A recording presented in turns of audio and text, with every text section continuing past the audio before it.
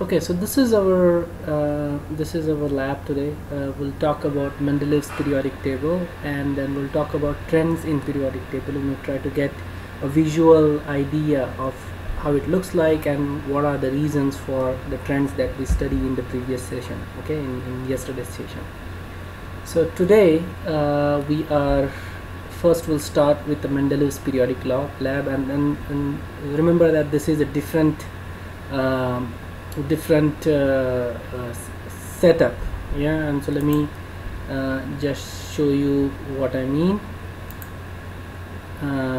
So let me open up a few things actually. Where is it? Okay, so let's say this is called Wolfram, okay, and probably take a little bit of time. And what you need to do is you go to this page, yeah, and once you come to this page, you will need to download two things. First, you need to download a Wolfram CDF player, yeah. I'll give you the link for this, and this is going to be a download link. You click on that link, and it will basically, maybe it will bring you to this page, or your download will start immediately, yeah. So this is important because if you don't download, none of the simulations will play, okay. You need this player to play this simulation. Alright, once you downloaded this particular player, and then you can go to the specific lab. You can search for the specific lab from here, and you get, so if you're searching for periodic table in 3D, you will come to this page, okay. Then you can either do the simulation right here. You can so for example, you can actually play. Let me show if you can see that I am rotating the periodic table.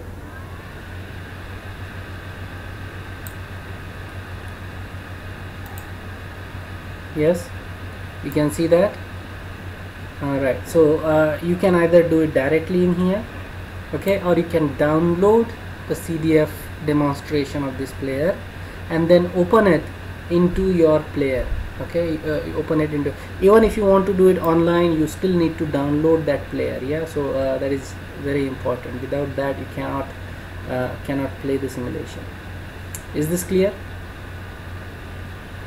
Okay, and I'll provide the link for both. I'll provide you the link for the CDF player, and then I'll provide you link for this table. I'll provide you this browser link, okay, which will basically bring you to this page, and you can, if you want, you can do it right in the browser, or you can download the CDF player for further use, and you can do it online. You can do it offline, okay. Alright, so let's start with our demonstration. So this is the filling in Mendeleev's periodic tables, okay, and this is a crude demonstration of Mendeleev's periodic. It's a part of it actually, and as you can see, many of the elements they are arranged in increasing atomic number, correct, and so that's the pretty much trend here. There are few elements that were unknown at the time, and he left, Mendeleev left gaps for these elements, okay. And we said that in the previous session, we said that he predicted the properties of these elements, okay. He predicted the atomic mass, he predicted density, melting point, boiling point, so on and so forth for these elements, okay. And so we'll try to do the same thing. We'll try and see if we can do that, yeah. So let's grab your pen, paper, and a calculator, okay. You need that for this. You can, if you're good in maths, you don't need a calculator, but you'll need a pen and paper, okay. So first thing we'll do is we'll click on Eka boron. So this is the element, and this is the way he named the element. For example, if this particular space is empty, he said this is Eka boron, this is 1 after boron, okay, and so he called that Eka boron. The next element would be Eka aluminium, because this is 1 after aluminum, yeah. This is 1 after silicon, which is so 1 after silicon, so this is eka silicon. So the gaps he left were named according to the elements you find 1 after that element up in the group. Is that clear? Okay, so you got your pen and paper and calculator, because you will have to also need to write down few things. Okay, and I want you to write down, because I don't have pen and paper with me, and I can't get away from the screen because it is being recorded as of now. Yeah, so so I can, however, get a calculator on my mobile phone, so let me do that. Alright, so let's try one element. Let's try eka boron. Okay, let's try to predict its atomic weight. Okay, its atomic mass. So we know that calcium has a 40, titanium has 48. What is the average of these two?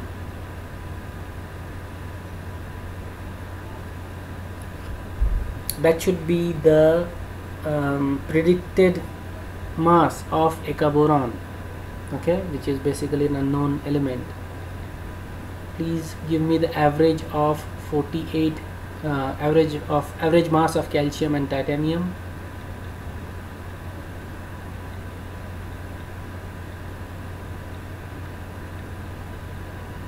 (44). Okay, so we please note that down, that the mass of eka boron, predicted mass of eka boron, is 44. Can you also predict the density of eka boron from the densities of calcium and titanium? Do that. Take the average.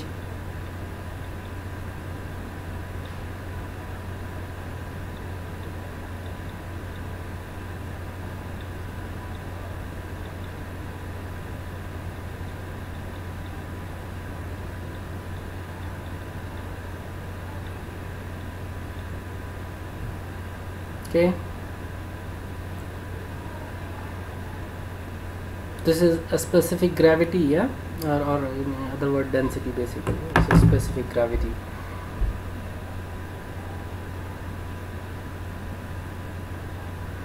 Okay, what is it? Hurry up, guys. 3.05. Okay, so let's say the mass was 44, so we'll put that mass here, 44. Okay, you just play around a little bit and you get that 44. Density is 3.05, so we put that right here, around 3. You can't put 3.05, we'll just have to go with 3.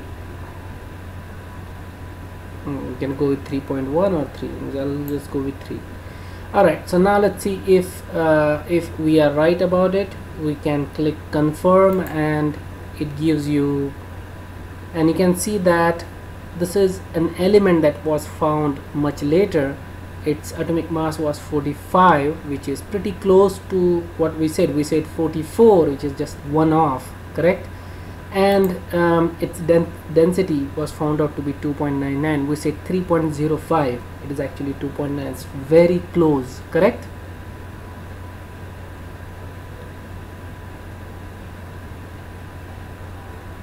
And so this is how he predicted the properties of unknown element at the time. He said these are the properties, and this is pretty magical at that time. You can imagine, he's saying we don't know, we have not seen the element, we have not, we have never touched an element, we have never experienced this element, but I'll tell you all about it. Yeah, I'll tell you the mass and the densities and melting point and boiling point of these elements, and the state in which it can be observed. And he did. It was pretty magical at the time. Okay, let's do the same thing for eka silicon. Okay, and this is between titanium and zirconium. Okay, and so in this case we did the horizontal prediction, yeah, by taking the average of horizontal elements.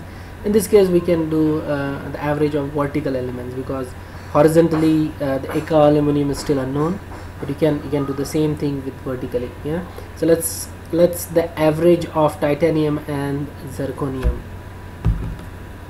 Average mass of these two elements should give us the predicted mass of eka silicon. Okay, let me know. when you have the answer.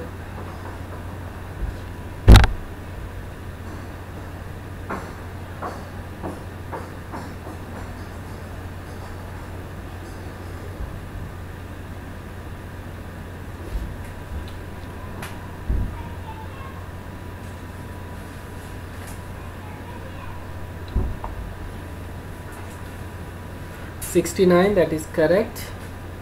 Kirti, Alicia, that is correct. Okay.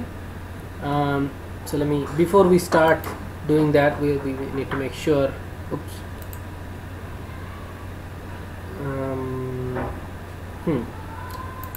All right. Now let's do that 69, and then if you do densities of vertically, what do you get?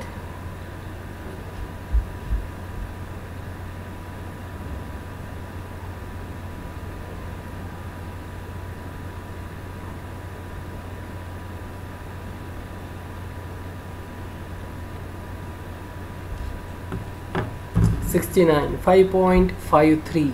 okay, so atomic mass as 59, density as 5.53. and so what we'll do is now click on this one. It actually gives you this this number, and we'll match the thing.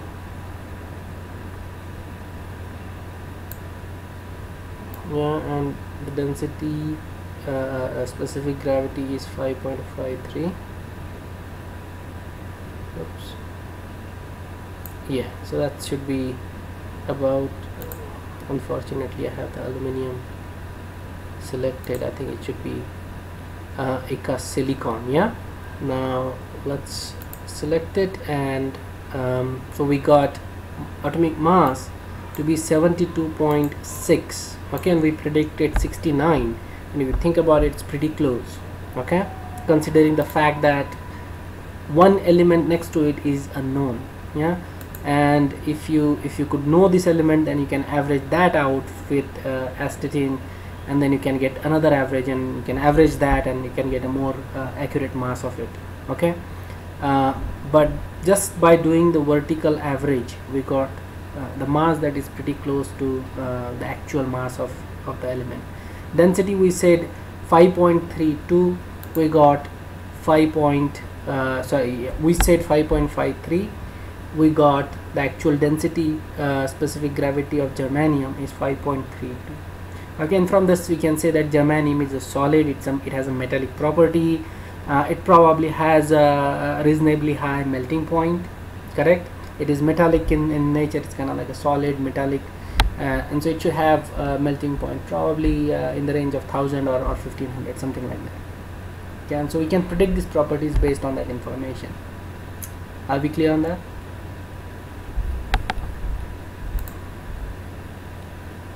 Okay, let's do another one with IIT aluminum. And so again, here we don't know with IIT aluminum. The issue is that we don't know. We know IIT boron. We predicted IIT boron. Yeah, but you know, if you think in those days, one on the top and one on the right, these elements were not known, so it was pretty hard for to get the right densities of or masses of this element, yeah, or any information about it. But even with the predicted values, you can actually get the numbers pretty close. And so remember that we got the mass, predicted mass of IIT aluminum to be 69. Yeah, if you take that and average it out with zinc, you should get a predicted mass of aluminum, IIT aluminum, and try that. Let me know what is the value you get. Okay, remember that predicted mass of IIT aluminum, IIT silicon was 69, and zinc is 65. So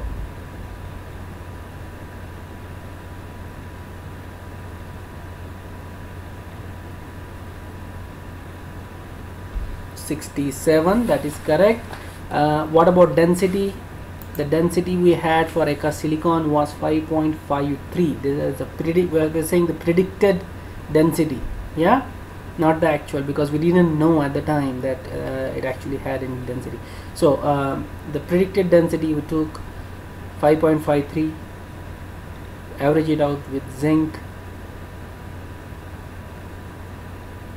7 point.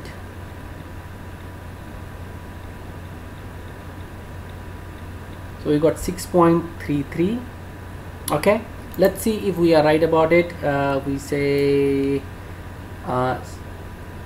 67. Yes, that's 67 and density is 6.3.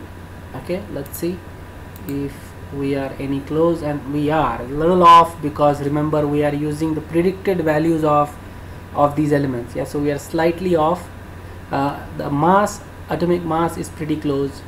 okay, 70 versus 67 is not too off. Density is slightly off. Yeah, it's not by much, but it's slightly off, but it gives you an idea about the matter. Yes,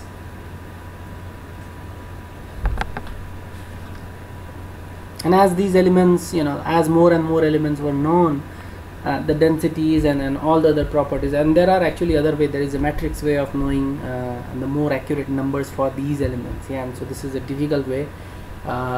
You don't have to know it, but you can actually get a more accurate, or you can calculate these properties more accurately using a matrix system. But we're not going to look at it. Okay, so this was filling in the gaps. Any questions on this lab? Is everything clear? Okay, alright, so let's close that and let's go to our second lab, which would be a periodic table in 3D.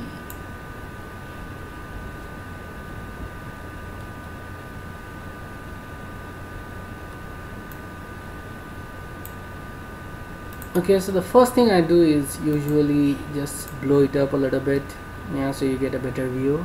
Like that, you can increase the resolution.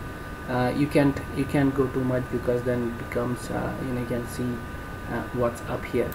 So the things you have here, you can change the element property, okay, or you can, and also you can change the type of look you wanna give to your periodic table. For example, if you want to use cones, then you'll get cones like this for periodic table.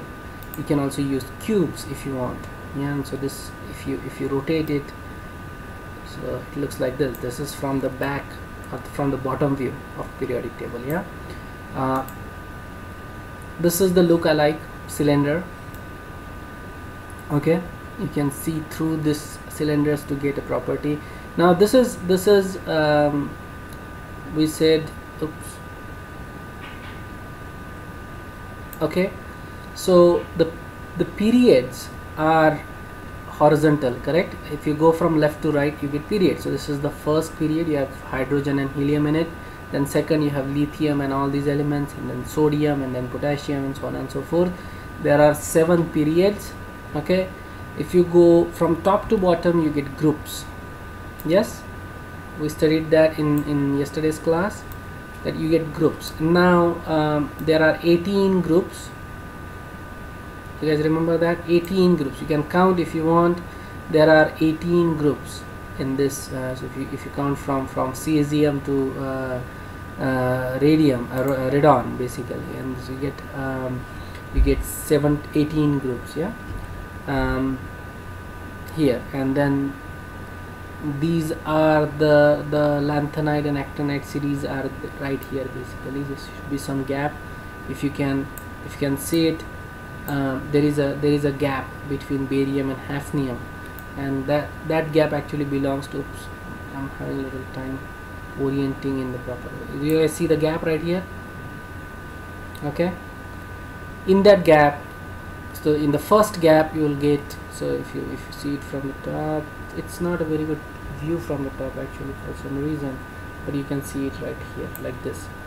Okay, so from next to barium, all these elements will go, then you will get hafnium, and then all these elements. Yeah, next to radium, then you will get all these elements. This is called as actinide series. The first one was lanthanide series, the second one was actinide series. There are 14 elements in each of these two series at the bottom, and then you will have these elements after that. Okay, that's the way periodic table is arranged. You can actually get online, you can, if you look online you will get a long form of periodic table. It's pretty nice. All these elements are arranged in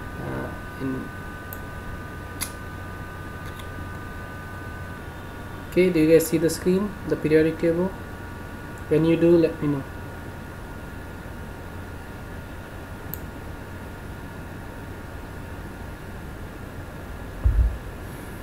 Okay, so now what are we trying to do here is try to see if we can see the trend in periodic table. Okay, you can change the property. As I said, you can change the property of the element from the drop down menu here. Yeah, you can change the look of it if you want. This is the one I like. Yeah, now remember that this is the left hand side of the periodic table. It always starts with the alkali metals. Okay, lithium family is always on the left hand side, and then you have right hand side noble gases, which are on the right hand side. Okay, so that's the look of the periodic. So whenever you say left, it always means these elements.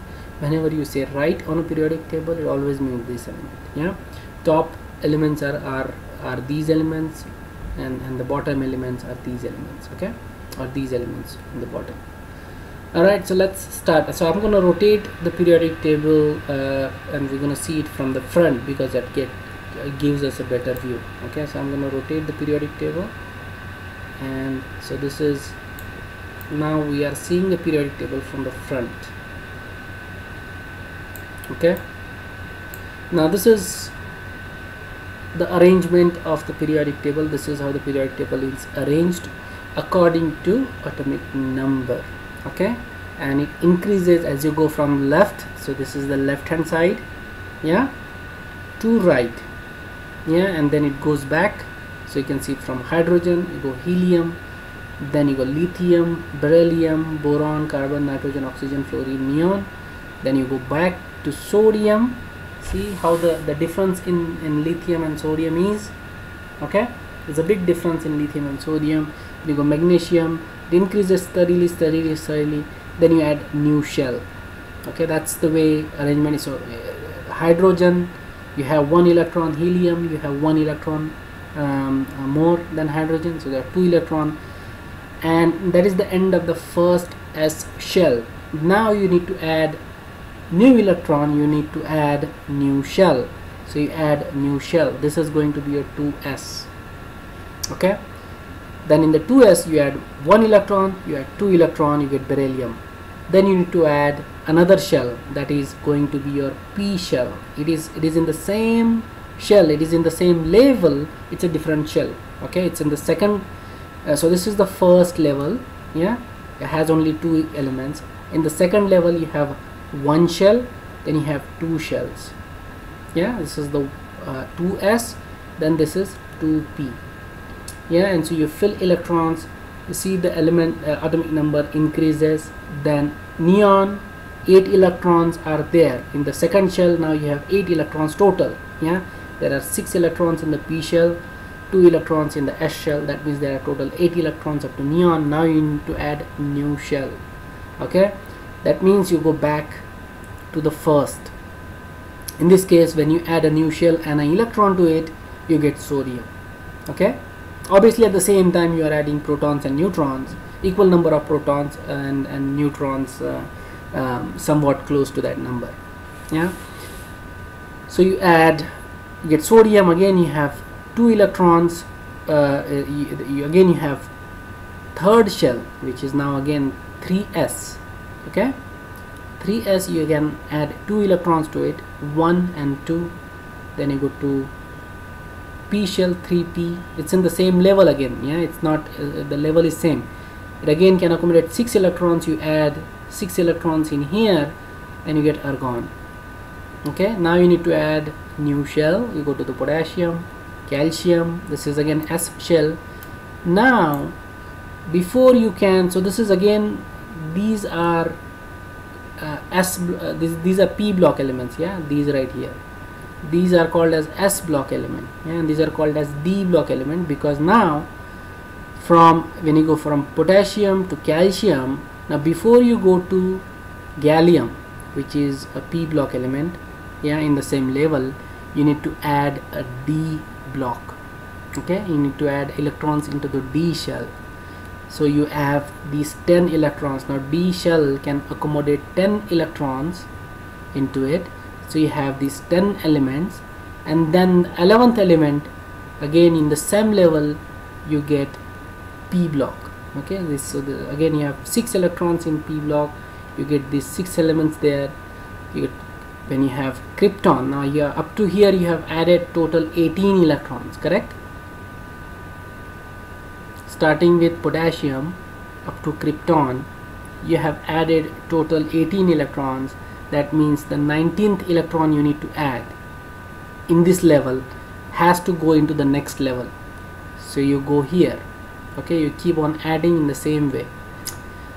Same thing when you go to cesium and barium, the next electron actually goes to the F shell, not the D shell in this case. Now you need to insert the F shell. Okay, so this is how it is. You start with S shell. Okay, then you fill the electrons to the S shell, you fill the electrons into the P shell. At some level you insert a D shell. Okay, you again fill in that S, D and P in that order, and then in this case you'll have to insert F shell right here. So you have 14. F shell can actually accommodate 14 electrons, yeah, and as a result of that we have 14 elements in there. So from barium, and so when you go to hafnium, you again do the same D block, so D shell, then P shell, and then you again come back to S shell. Did you understand the arrangement of periodic table? Okay. Any two consecutive elements in a periodic table is separated by one electron or one proton. Okay.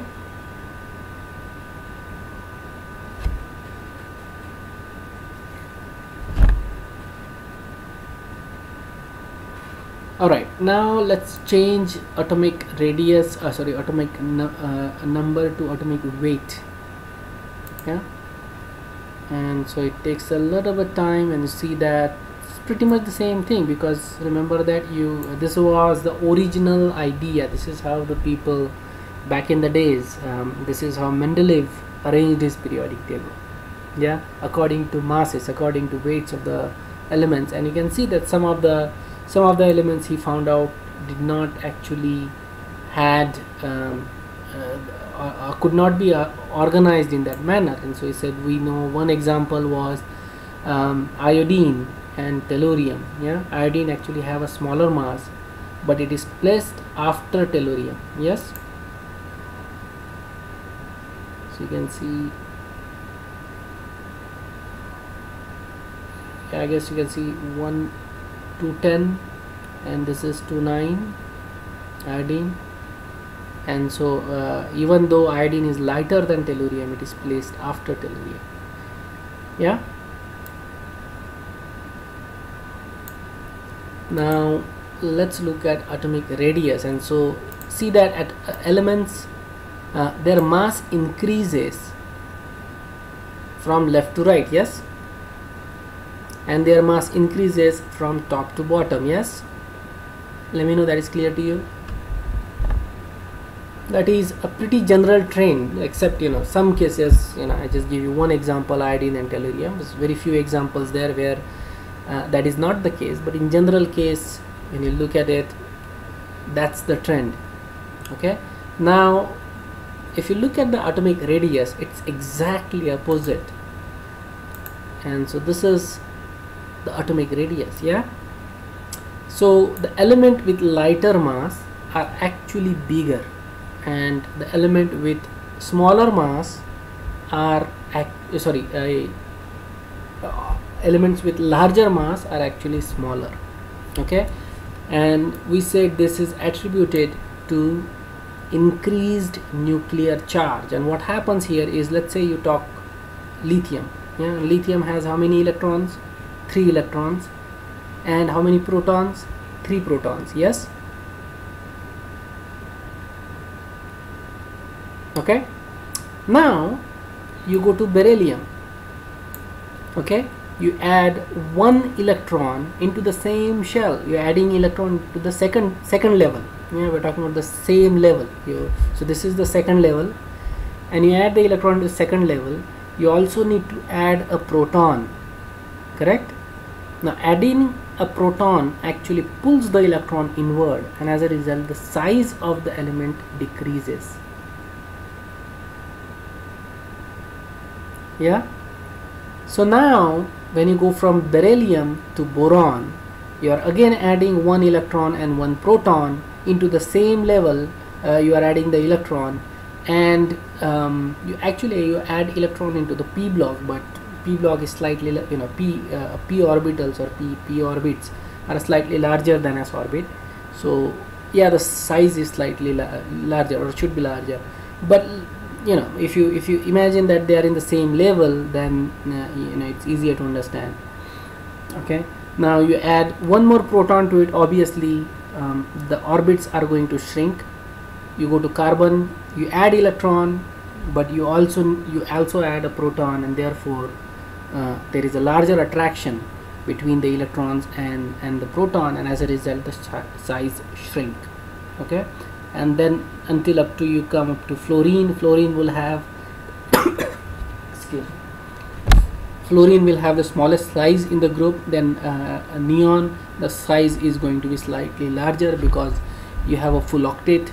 Yeah, it's a stable molecule, and it doesn't have to follow the rules of the period. Okay, it's going to be slightly larger than fluorine. Okay, so I guess let me see if I can get.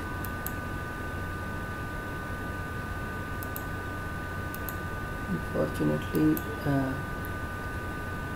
I think I saw in the yeah. So sometimes it gives you the properties. If you place this arrow accurately, so you can see that for oxygen it is 98. Is it? I don't know. Yeah, but sometimes the properties don't show. Yeah, but yeah. And now from neon, if you need to add another electron, remember that you can't add electron to the same shell. You need to add a new shell to it, and so new shell goes sodium. And so when you add so now here you are adding one electron, one proton, and you are actually adding a new shell. You are adding a third shell. Okay, obviously when you added a proton, all the shells are going to shrink because of the extra proton, correct? Because of the increased nuclear attraction. But there is a new shell, so the shrink is not going to be as effective, right? It's not going to shrink smaller than lithium. It's still going to be larger than lithium, and that is the reason why sodium have a larger size than lithium. Okay, and then as you go from left to right, it follows the same trend pretty much. Yeah, it goes from larger to smaller because you are adding protons into the same shell, protons and electrons. Yeah, you are adding electrons into the same shell, and you are adding extra proton to the nucleus, and as a result the size decreases. Yeah, when you go to argon, again when you add a next electron, you need to add it into the next shell. Now in this case the fourth shell. Okay, obviously you are also adding a new shell at this stage, and you are adding proton. So as a result, because you have added a new shell, the size increases. Yeah, so the trend in periodic table, general trend in periodic table of atomic radius is that if you go from left to right, the size decreases. If you go from top to bottom, size increases. Okay, there are certain exceptions. You can, I think you can probably see if I place it right here, you can see that some of the elements actually have same sizes. There are elements actually that are actually smaller than the next element. I don't remember a specific example right now, but so here in the back you can see some of the elements are actually smaller than the elements that is supposed to be. Yeah, probably I think gold, I guess, is it? So you can see the elements are, there is, I think titanium, or is it the manganese? I don't know the specific examples right now, but there are elements which are actually smaller than, and it's hard to see it in here. Okay, is this clear?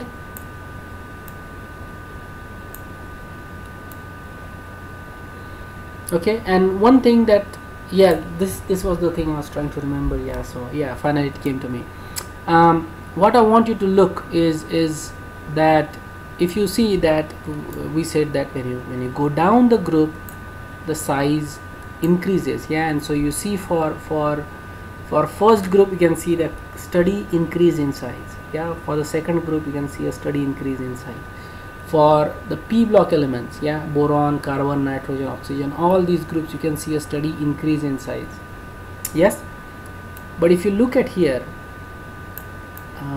if you go from, this is the first D, then the second D, and then the third D, you can see that the second and third D pretty much have the same sizes.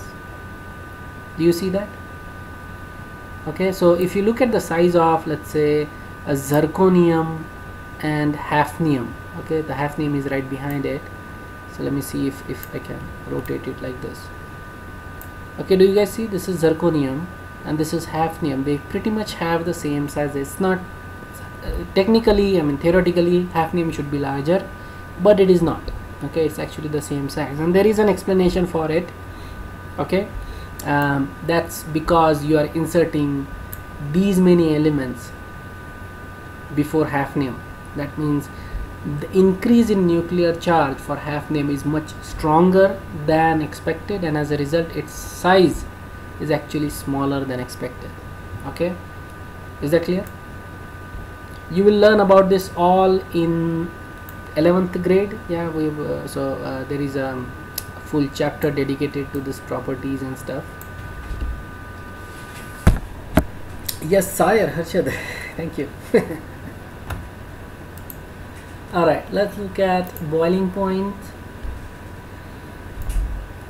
There is no clear trend here, clearly. Yeah, but you can see that it actually increases up to a certain point and then it kind of decreases. You see that generally metals have boiling point.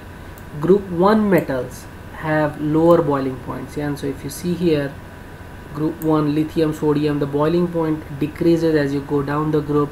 Group 2 does not follow the trend very much. Beryllium has a higher boiling point and magnesium has a lower, and then it kind of increases in that order as you go down the group. So there is no clear trend in boiling point.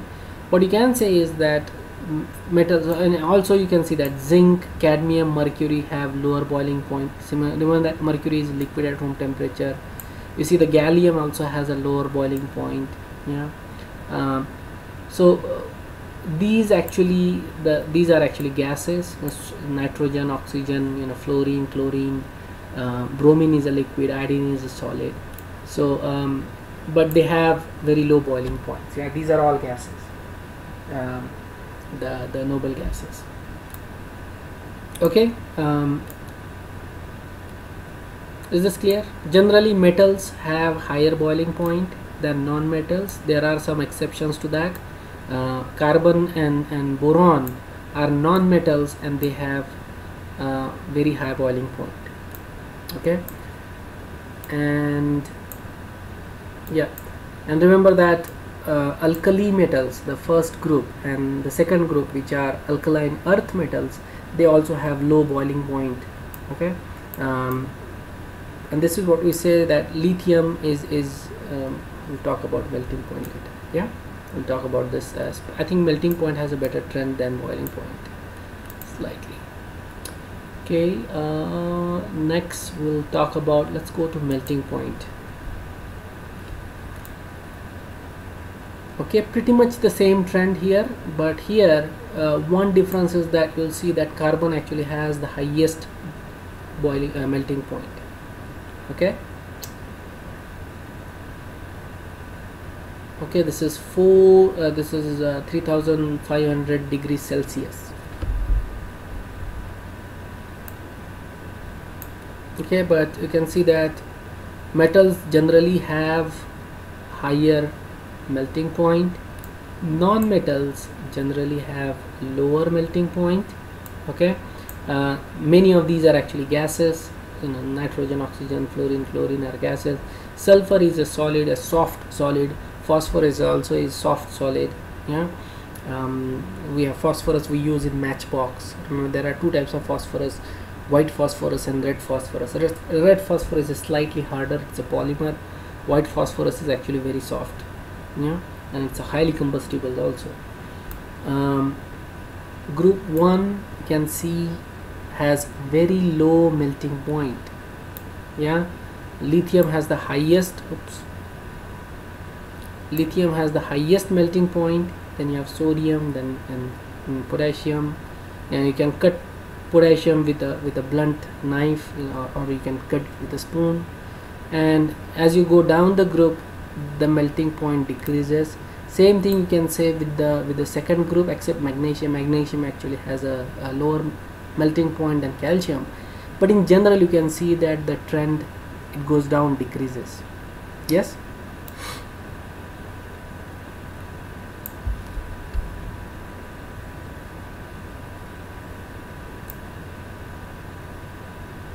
All right.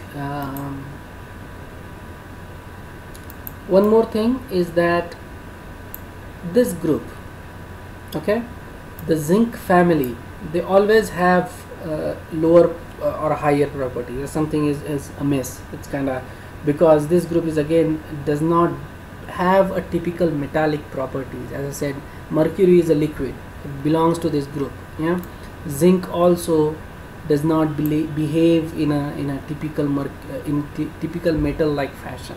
Okay, so you will see that this group, which is right before the P group, is different, and there is a reason for it. We are not going to explore it right now, but there is a reason for it. Because of its full electronic configuration, it does not have much reactivity. Yeah.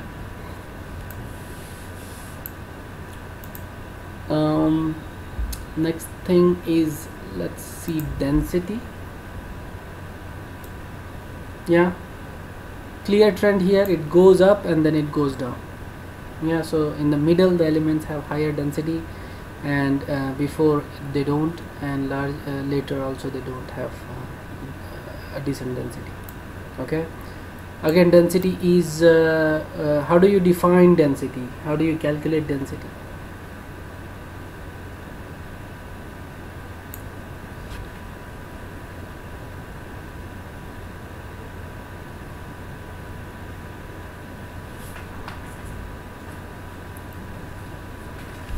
Mass by volume. Yes, mass by volume, and as a result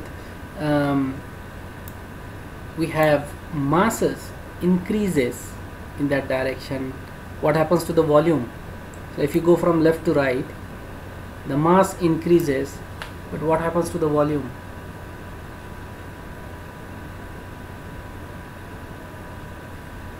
It decreases. Yeah, so nothing is constant here basically, and so it is a trend that depends upon the size, because the masses are increasing, the size is the variable here, and therefore this metal element actually have much higher density, and then the first elements, because they have larger size, okay, their volume is much larger, therefore their density is low. Over here again, their sizes are actually small, but they have large mass, and therefore they have larger density. Okay, these elements, so these are actually gases.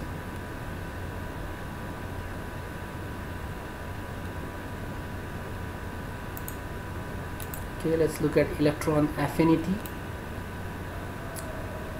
Okay, so you can clearly notice few things here. Electron affinity for halogens is highest. Yes, and the reason is, again, they need only one electron. So if you look it in this direction, you can see it. Yeah, so these are the halogens, and they need only one electron to complete an octet. Okay, and so they are very happy to have that extra electron, and that is the reason why they have very high electron affinity. Okay, oxygen family also have higher electron affinity because they need 2 electron to complete the octet, and as a result they can also accept an electron very readily. Okay, you can see that here for gold, copper, silver, all these metals also have higher electron affinity, principally because of the same reason, because they have, even though they are metal, they can actually accommodate an extra electron. Okay, these elements, they have low electron affinity because, again, why? Because they are electropositive elements. They cannot accept an electron readily. They can donate an electron easily because they are electropositive, but they cannot accept an electron readily. Yes, is this clear?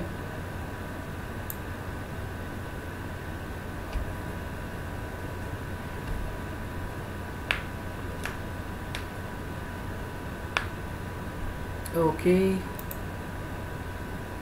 let's look at electronegativity. Okay, let's see it from the front.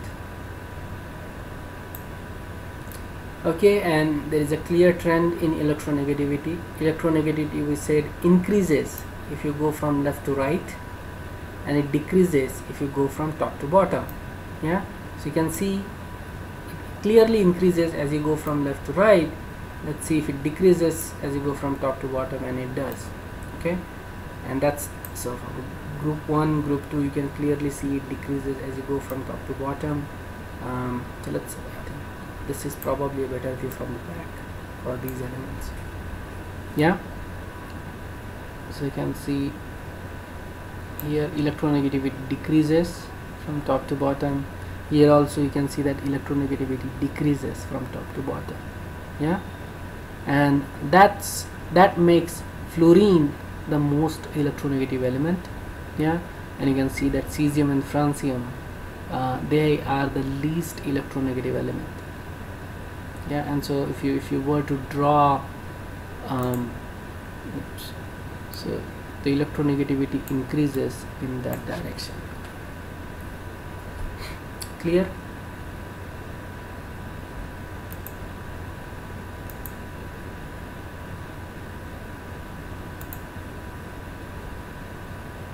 Okay, next is ocean. Let's look at solar abundance. Yeah, all right, what do you see? This is your solar abundance. That means the elements that are found in sun. What do you have in sun?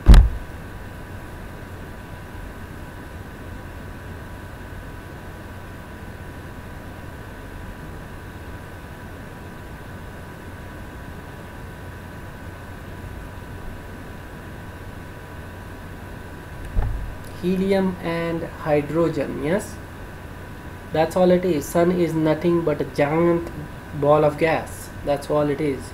Helium and hydrogen, it is this giant ball of gas, and it is constantly going under nuclear fusion. It's constantly converting hydrogen into helium, and helium into hydrogen, and helium into other elements, and so on and so forth. And that's how it generates this energy. And so millions and millions of tons of hydrogen is converted into helium, and it releases that energy in the form of in the form of heat and light. Okay, there's pretty much nothing else in there. I mean, you can't see anything else in there. It's pretty much just hydrogen and helium. Yeah, probably 99.9% of it is just hydrogen and helium. That's all it is. Okay, thermal conductivity, yeah, very important property. And you can see that the metals are good at thermal conductivity, also at electrical conductivity. Metals are the best because they have these electrons that can be moved. Yeah, and that's why they have electrical conductivity. Thermal conductivity because of their properties of conductivity. Yeah, so now here you can see that the silver, gold, copper, these metals actually have good thermal conductivity. Okay, also you have these metals, beryllium, magnesium, calcium, these also have good thermal conductivity. Some of the allotropes of carbon actually have good thermal conductivity, even though carbon, silicon, they are not metal, but they do have thermal conductivity. Yeah. Let's look at next. That's pretty much it, I guess. Universal abundance, I haven't checked this out. Again, same thing. Universe is completely made up of hydrogen and helium. Okay, any question on this lab? Anything else we might have forgotten to look at?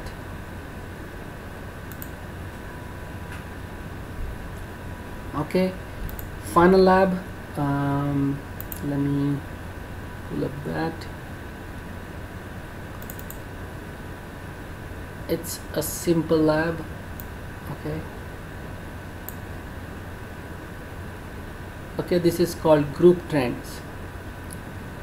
Okay, and if you compare the groups, how does the trend appear in the groups in general? Again, there are exceptions always in chemistry,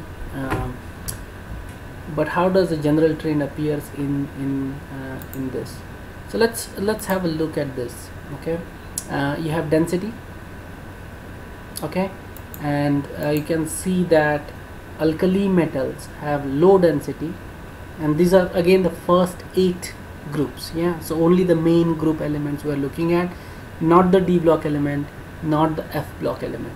Okay, only the first 8 groups, main 8 groups. Yeah, alkali S block element, alkaline earth is also is a second group, also an S block element. These are P block elements. Yeah, boron, carbon, nitrogen, oxygen, fluorine, these are all P block elements. Obviously, if you eliminate noble gases, they will always have this unreactivity. Okay, if you eliminate noble gases from the equation, you'll see that alkali have the lowest density, then you have alkaline, and this is the average density, okay, of all the elements. So this is just the average of everything. It's given right here, average density of the group. Boron family actually have the highest density, then the carbon and nitrogen, oxygen, it decreases after that. Yeah. Electronegativity, halogens have the highest electronegativity because they, remember that they only require 1 electron, and so in general electronegativity increases if you go from left to right. Okay, atomic radius, it decreases from left to right. Yeah, mass increases but atomic radius decreases. This is electrical conductivity. You can see that carbon family does have some electrical conductivity, then boron, and then alkaline earth. Major electrical conductivity is actually in the D block element, yeah, which is not shown here. Universe abundance, again we have already seen that. Human abundance, you can see that alkali metals are the most in us, in our body. Okay, alkaline earth is there are some, and there are some halogens in it. Okay, and so when you say alkali, how come we have alkali? We have sodium, potassium, correct, in our body. We eat sodium salt every day, sodium chloride, and that's where the halogens comes from. Chloride, bromide, some iodide is also required, yeah, for our normal functioning, and so we have fluorine in there. Alkaline earth, we have calcium in our bones, correct. We need magnesium for our neuronal functionings, therefore that's why we have these elements. Yeah, there is some nitrogen family. Nitrogens are also in there in the form of amines and proteins and so on and so forth, amino acids. Phosphorus, which is also in the nitrogen family, is also there. It is a part of DNA, and it is also part of bones. Okay, Carbon is pretty much everywhere in our body. I don't know why it is not shown here, but I think carbon should be the highest in there, because we are a carbon based life form. There could be something wrong with this element, or maybe I'm not reading it correctly, but I think carbon should be the highest. Yeah, because everything we are made up of carbon. Water is a large part of our body, so oxygen and hydrogen should be there in large quantities. Okay. Yes, but this just explains why we have alkali metals and alkaline earth metals and halogens in our body. Okay, that is the end of today's session. Do you guys have any question?